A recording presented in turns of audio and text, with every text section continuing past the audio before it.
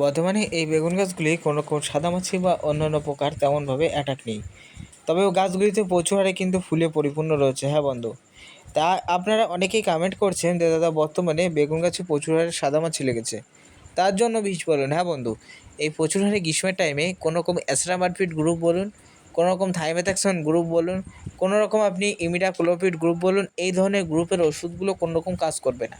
হ্যাঁ বন্ধু, কোনো ওষুধে কিন্তু কাজ করবে না। তাই এমন একটা ওষুধের সাথে তোমাদের পরিচয় করে দেবো, যেটা যদি তোমরা প্রয়োগ করতে পারো তাহলে খুব দ্রুত তোমাদের বেগুন গাছের সাদামাছিকে তোমরা কন্ট্রোল করতে পারবে। হ্যাঁ বন্ধু, 100% কন্ট্রোল হয়ে যাবে, পুরোপুরি 100% আপনি দেখতে পাবেন। আজকে স্প্রে করবেন, কালকে দেখতে পাবেন আর বেগুনের জমিতে কোনো রকম সাদামাছি নেই। তবে কিন্তু সাদামাছি কিন্তু একটু উড়ন্ত পোকা, 4 থেকে 5 দিনের ভিতরে আবার জমিতে এসে ভরপুর করে। তো এই সপ্তাহে 2 দিন সাদামাছির বিষ অবশ্যই প্রয়োগ করতে হয়।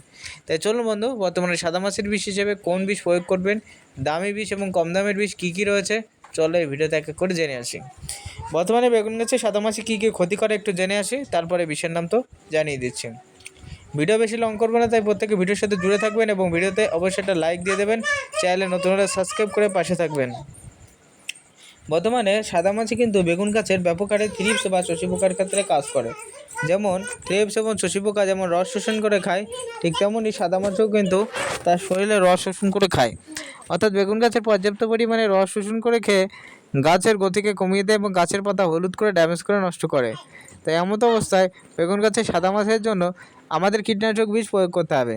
কীটনাশক বিষের ভিতরে অন্যতম রয়েছে বায়োর সুলেমান। হ্যাঁ বন্ধু, এই বায়োর সুলেমান যদি আমরা ব্যবহার করতে পারি প্রত্যেক 10 লিটার মিনিমাম 15 ml, বা যদি 10 ml ব্যবহার করেন, দেখতে পাবেন সাদামাছি এবং শোষী পোকা সব একেবারে বেগুনের জমি থেকে পালাচ্ছে।